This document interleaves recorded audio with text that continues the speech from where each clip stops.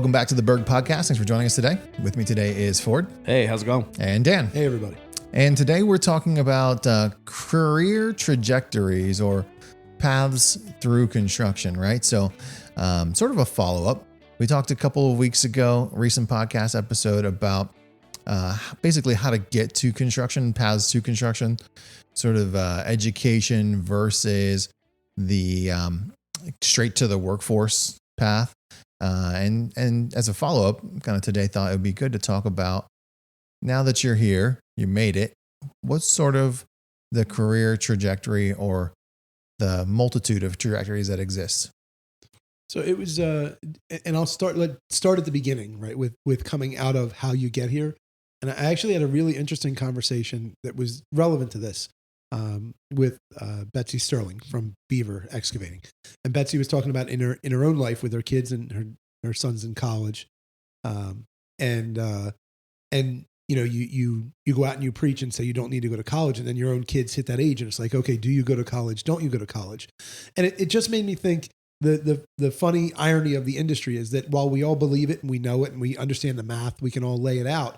But on a personal level, you have to decide what's right for you and your family and your kids. But once you do, I think the relevance with me is there's two paths in construction, right? Like once you're in, there's a path where you're going to work in the field in some capacity, and you're going to gain skill and experience, and you're going to grow into that and go from being, you know, a laborer operator to like a lead operator or a pipe layer to a foreman or a pipe foreman, you know, and then maybe to a superintendent and maybe even a general superintendent, right? Like that's a career. You know what I mean? You end up being a general superintendent, very well-paid job, or like a superintendent overseeing utility work, very well-paid job. Comes with a lot of perks, a lot of benefits, a lot of bonuses. You're still outside. You're still involved every day. You're moving around. There's change. There's delta in what you're doing. That's one path. The other path is you come into construction, and you can start in any number of spots. Could be in the field, could be in the office, but you work your way into some sort of a estimator's assistant, project manager, assistant project manager. You sort of start that role, and then you end up in an office role, you know, and so there is some separation. Certainly people come out of the field and then become project managers. But I think there's some separation there of that initial decision you make on how you get here.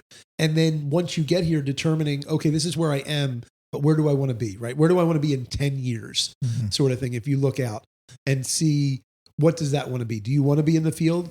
Do you want to have oversight and deal more with clients? Do you want to deal with engineers? What piece of what we do you want to do? How do you think that delineation occurs? So is there a point in someone's construction career trajectory where they start to say, like, I am on the path one direction or the other? I think it's partly personal, you know, like becoming self-aware enough as an adult to say, to really simplify, do I like dealing with clients, or do I like dealing with my own team? Who do I want to deal with? Right. And do my skills fit that? Ford, do you sort of agree with that? That becomes a delineation? I think it's that. I think it's also, sometimes I think people stay in one side or the other just because they don't want to give up what they know. Change is hard. You know, I was thinking about the other day, there was some comment about, like, you know, I don't do what I used to do. That's just the nature of my new position. I don't get to do some of the things I like to do because it's the nature of my new position. But I know a couple of years ago, we had someone got promoted, and it took them 6 months to get out of the old mindset of the old position because it just was a challenge. And I think that there's, you know, when you have a field staff and an office staff, there's always sometimes there's like this little difference between the two of them. They're all the same. It's just, you know, there's just this goofy sometimes, like, oh, they don't this and they don't that. But it's all the same. It's just more reality of where are your skills best known? Where can you provide your most, you know, you feel good when you go home? And second of all, as you said, like, there's been people in the past that only went to a different position, maybe an office position, because their health or some type, you know, they couldn't be outside anymore. And I think the key is to be trying to identify those positions earlier, and so that, and making the people around you know that you're interested in that, so that if there is an opportunity, maybe shadow somebody or to help with something. You get some of that exposure, and then, a position comes up and you don't have any exposure and you want that position and you don't have anything, and then you might not get the position and you be upset about it, but that's really because you didn't have anything that would help you get to that position. So if you want to do something, and you tell the people that you're working with, they might be able to help you, guide you into some of that stuff more than, and some people just like being in a machine by themselves. Like there's no right or wrong answer. It's just more of trying to identify as you go and see different things, which pieces are more apt for you. Yeah. I've never worked in the field, right? I mean, I've made that, I think, abundantly clear on this podcast. I'm sure I've said some things that were trigger warnings to folks who have worked their entire lives in the field. But I have seen us do this internally, and I think a part of good leadership at times is early identification of folks who might have potential to do one thing or another. And that's not necessarily the case for everybody. It doesn't mean that you've been pigeonholed or stuck in a trajectory or a path. But I think that good leadership at times says, these are the traits of the individual on my team, and those traits match certain roles or tasks or career paths. And no one's forced into following that path. But I think that at times we can encourage people and say, hey, I think this could be a good fit. I think maybe you should consider this. Here's where we potentially see you in the next 2, 3, 5 years. What do you think? Right. Well, that, and I think the other thing we've worked on is telling you the negatives of the new position. We've had experience in the past we've had to learn from where somebody wanted a particular position and they just didn't quite understand all of what it took to do that position. Right. And then they got it, and then they burn them out, or they just didn't quite grasp the whole thing. So I think now we spend a lot more time on, like, we're not trying to turn anybody down from it, but we want you to be fully aware of what, you might get a new business card. Cool. But there's a lot more to it, or what responsibilities on your head, or who you have to manage with, and that kind of thing, because it's every position is all encompassing. I mean, it doesn't matter if you're running a dozer, running a crew, running a project, there's different sets of challenges with each one, and we just want you to be aware of what they are, because of the fact that we don't want the new thing you're looking for actually to be the thing that aggravates you the most. Well, Ford hit on so many things there, and as he said it, I had 3 succinct things that I thought like I could say, and I'll try and recall them and get to it. But the first is, we've definitely had people want to be promoted, right? Like they want to be. It's how you get identified. It's how you measure yourself to some degree. That I've been able to do this thing. You set a goal for yourself and you try and reach that goal, but to understand the cost, right? And we've talked about this in a lot of different ways, but anytime somebody buys something, they're buying, like they pay you, they're buying something. And it's important that you understand what they're buying, right? And so when you step out of the field and go into an assistant foreman or a foreman role, there's something that's being purchased there. There's a transactional relationship that has just occurred, and the expectations of what you're going to do are now different. What needs to be done, the time, the engagement, all of these things have slightly changed, and you need to understand what it is that changed. If you don't, then that's where you can become disgruntled, frankly.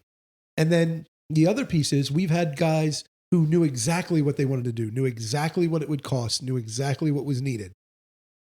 And once they got to that point, they realized that it was actually, for lack of a better term, it was not worth it for them. Like, in other words, they didn't realize the personal toll it would take to be like a Gary Rambo, right? The personal toll it takes to be Stetson at Longwood, that what that costs Stetson as a person to have to run that job and deal with that many vendors and that many subs and that many employees and that much materials under that kind of stress, what that costs him as a person. And so they get there and they're like, oh, wait a minute, this wasn't at all what I wanted. I just wanted, a nice truck and some freedom that they perceived that one of these higher, senior foreman, superintendent type guys has. And a lot of times that's all you see. You see the freedom that they have. You don't see the like ball and chain that's actually tying them down the whole time. And so I think that's really important as you grow in your career, is to not just see the good, not just look for what is the benefit of that next role that you want, but also look at what's the downside of that next role. You know what I mean? And when you get to the most simplest state, and I think, I don't know that we've talked about it on the podcast, but maybe we have. You and Brian and I talked about it last week, that Kels has a certain bounce in her step when she leaves work. Like, she comes down the stairs and you just hear it. And Kelsey's like, she's had a good day. The day's gone well. She's enjoyed it. She worked with people she liked. She's going to go off and do whatever it is that Kelsey does at 3:00. And sometimes I think, like, God, it'd be really free to feel like how Kelsey feels. She's leaving. And I got some stressful thing that I'm trying to deal with. And, you know, and I'm not ready to go yet, and these other things.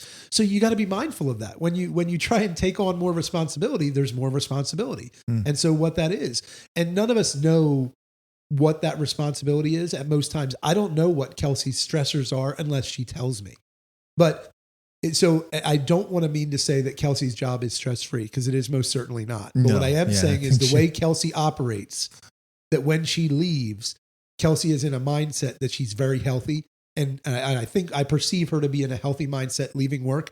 And so that's, to Ford's point, you've picked a good role for yourself right now, because you have made it through the day and you're going home in a good, healthy mental state. And so that's important when you start to try and pick these tracks, because if you think that Stetson or Gary are free and they don't have a lot of stress, then you're not paying attention to their job. You know, or JD's another one. You know what I mean? JD, you know, he's got a lot on his shoulders every day, trying to keep multiple crews going on multiple jobs with a lot of things. So you might say, well, JD has this or that benefit, but there's a cost to that benefit that JD has.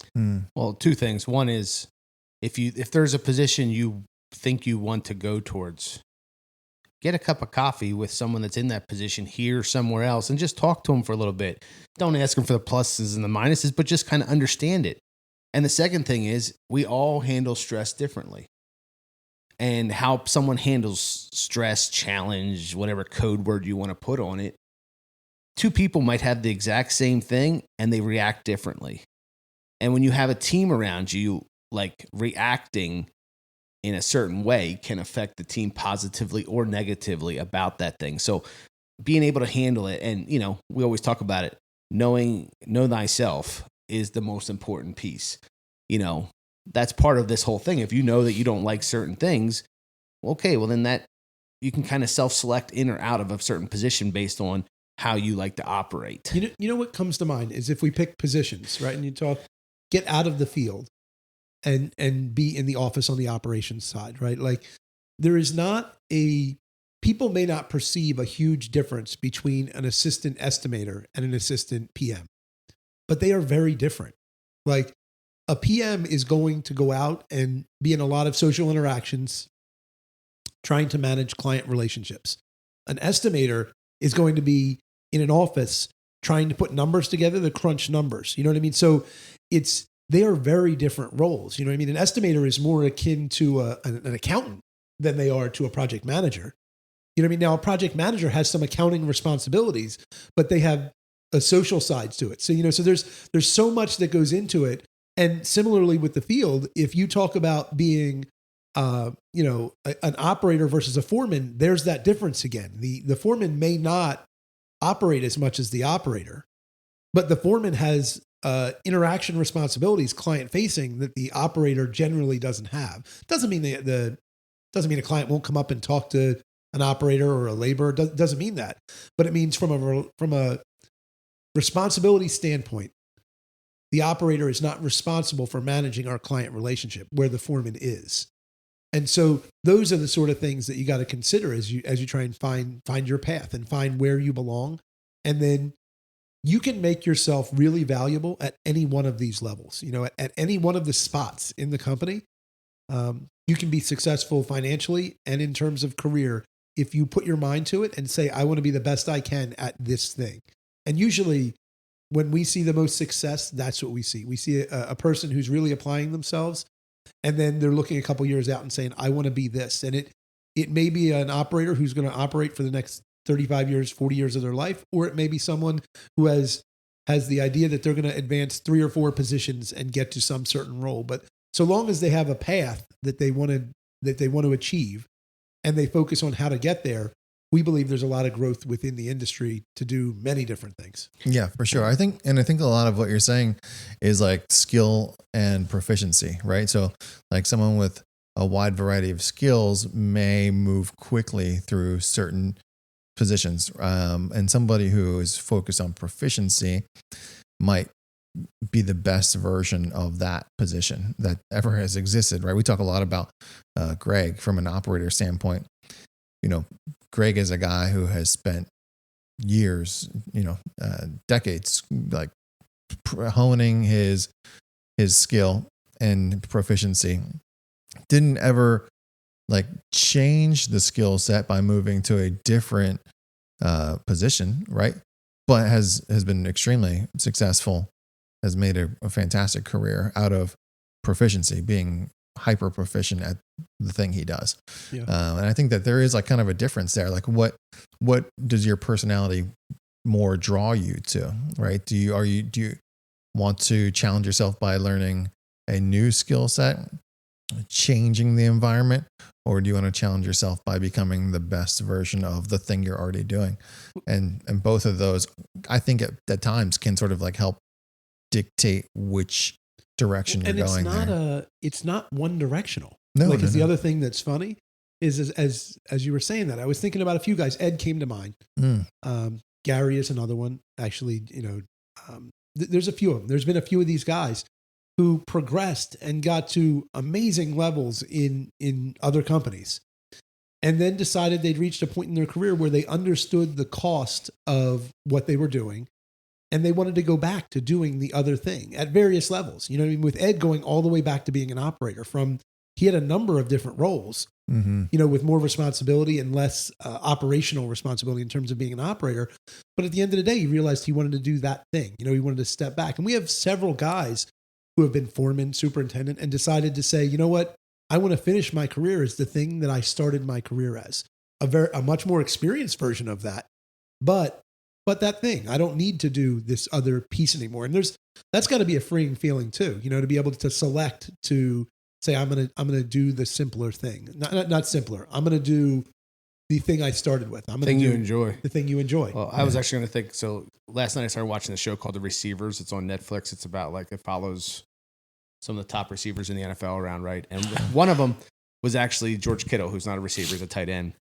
But That is a receiver though. Yeah. But the crazy part about him is like just watching the show. I mean, watch 2 episodes, but like he doesn't take a play off, even if it's not his call to get the touchdown, even if it's not call. Like he wants to block as the best blocker. He wants to do whatever it is every play. And that's the cool thing. It's like, don't get too, we're talking about the different paths, but don't get too focused on the next step until you got to do the best you can do as you're doing it, because that leads to the other pieces of that perspective. Yeah. And then the other thing was, I think it was Justin Jefferson, who's a wide receiver for Vikings, I believe, if I remember correctly.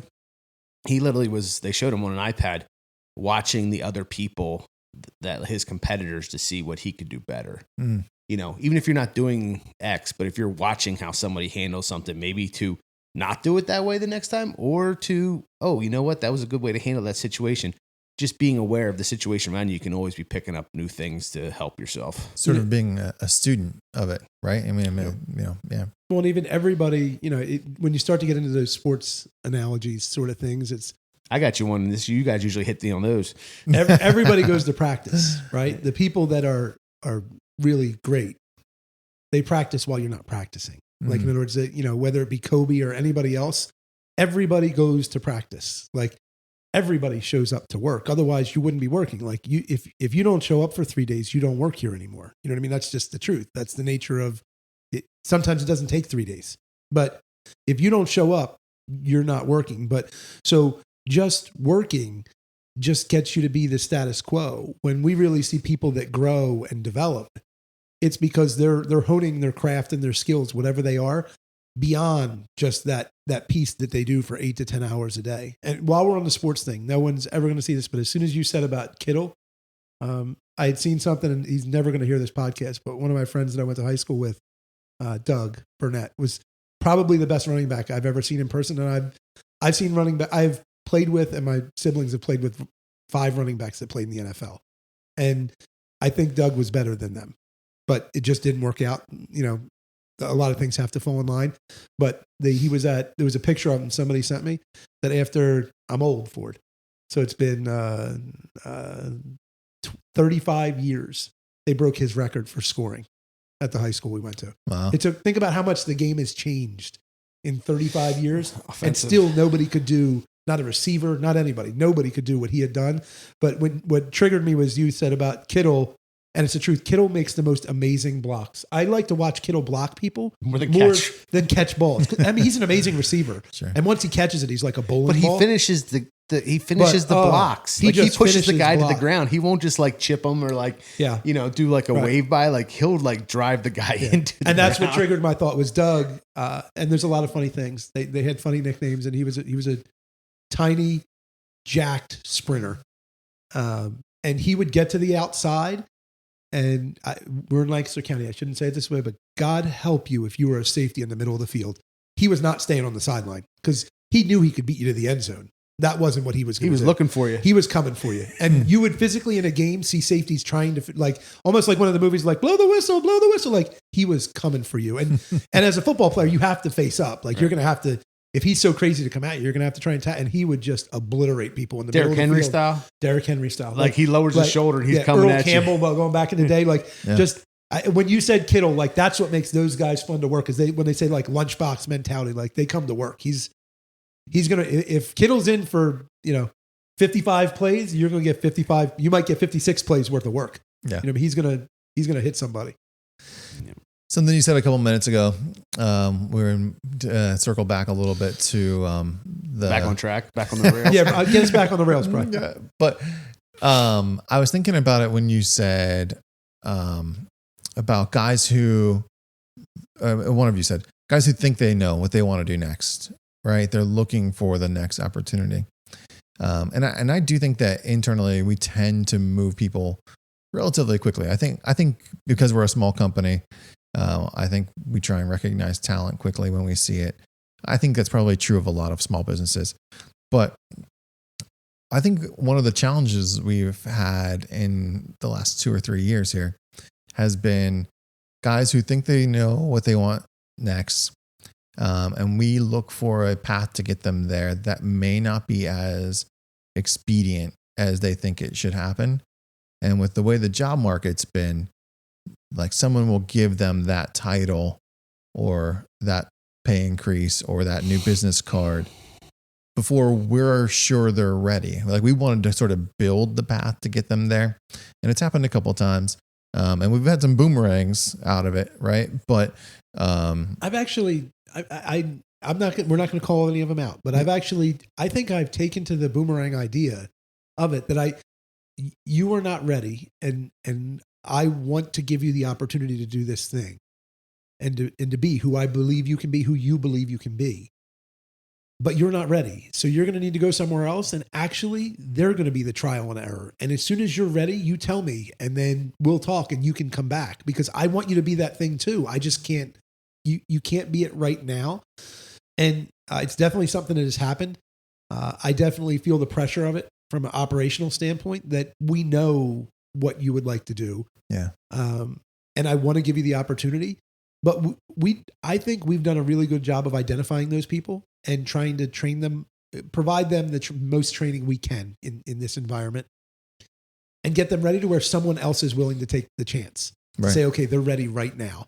When we ourselves, because of experience, we have realized that when you do that too soon, it can be really detrimental to the person's growth. And so we try not to do it, but it puts us in this really odd spot where, yes, I know that you would like to be a foreman. I would like you to be a foreman in 6 months, and they can't wait the 6 months. Yeah. And then, they leave and then come back sometimes in 6 months, sometimes a year, sometimes 3 years. Yeah. And they come back and, like if I single out a person, But I think Stetson that, is everything But I think hoped that- he would be. I don't think that that's quite right. I think because of the fact that you have to understand when you know somebody, you know them all the way versus an outside person, you don't know them that difference, right? Sure. Yeah. So part of it, it's a two-sided of the coin, right? Because it's like what they want, but also what we want. We want them to succeed, Right. but there is a path there. So you can't just jump out. I mean, that's kind of the nature There's of a things. risk of failure, you're right. saying, and we know it, and we don't want them to We fail. want them to succeed because we've had failures in the past. So we want them to take just a hair longer to get there. Yeah. And or we know that there's certain things that they need to hone on before they can get to that next that's spot. a great point, Ford. And it's not just because someone one day said like, well, I want to be a foreman, and I got told no. It wasn't like a no, never. It was just a no, not yet. Right. Like, Yep. you're not quite there yet. Maybe we need to do better. Like, hey, you need to work on certain skill sets or whatever the scenario is. But, everybody wants to be promoted. That's just the nature of our current climate. But knowing people, but the best people are the people. They're people good from the outside or not, but if you know somebody already and they can move into that next position, you can also be walking alongside them because you know where they might have some challenges in the next position. Or if they come from the outside, you're learning to know the person and also know how they're doing the job. So internal is really helpful, but it's just this, sometimes people understanding that, it's all, what was the thing we talked about one time before, like the puzzle, right? And like, you're building your corner of the puzzle. Right. And so you just see that puzzle, like that little corner. You're not seeing the whole puzzle. Maybe the other person isn't seeing your piece as well as they should have. That could be happening. But at the same time, they might be seeing a bigger part of the puzzle, and they're understanding how your piece fits within the rest of the puzzle. And they might have other things that aren't really relevant to you, but they're relevant to your situation, but they're not stuff that like is to be communicated just because, not all cards get shown on the table at all times. Something that you had talked to me about recently is communication. Is that we have to, Brian always says effective communication, right? Message delivered, message received. And I think there's some play in that like if they only see their section of the puzzle and they don't see the whole puzzle, maybe we have to do a better job as an industry of explaining to them what the whole puzzle is. Like you're missing the bigger picture of this puzzle. Maybe not just saying, hey, you're not quite there. We need to hone these 3 things.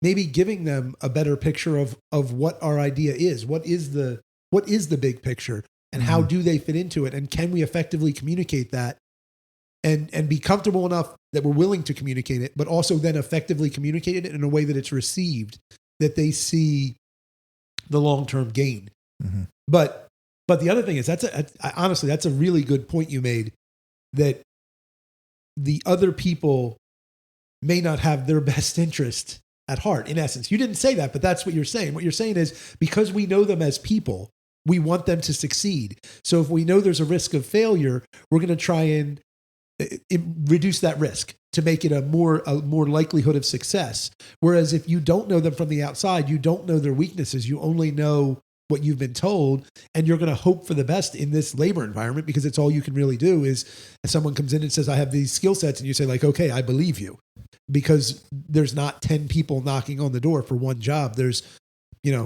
one person knocking on the door for 10 jobs, one viable person knocking on the door for 10 jobs. So that's an interesting point that you bring up.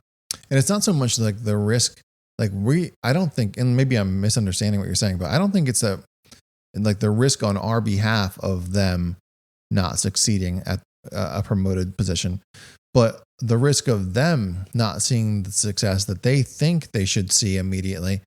And it's actually like, and you said it a few minutes ago or earlier in the podcast, like it like stunts the growth almost. It sort of changes the trajectory. It's emotional for me. It's I would almost deem it like the emotional risk of realizing you're not succeeding and needing someone to help you, combined with how you manage stress, the additional stress that comes from realizing you made some decision, because not one of our guys goes into a job or a decision and says like, well, whatever happens. I'm going to make this decision. They're always trying to make the best decision. And when you try to make that best decision and it doesn't work out, that's, you feel the emotional and mental stress of that decision. And so I want to, Brian, that's a good clarification. I am not talking about actual risk. I'm not talking about costing us a couple dollars. I'm talking about questioning if you should be in this role. Is this right for me? Yeah. Well, we talk a lot about cultural fit. And so if someone is a cultural fit, that's another part of it too, because we want you to be here. We want you to be here long term. So we want you to succeed. That's what we keep repeating. But like, if you're that fit and then you get into a position where you're not quite ready for, it weighs on your soul. You become less part of the team. It's probably at some point you might end up having to be released to the wild or whatever, just because it puts a funk on you. So we're trying to make sure that doesn't happen.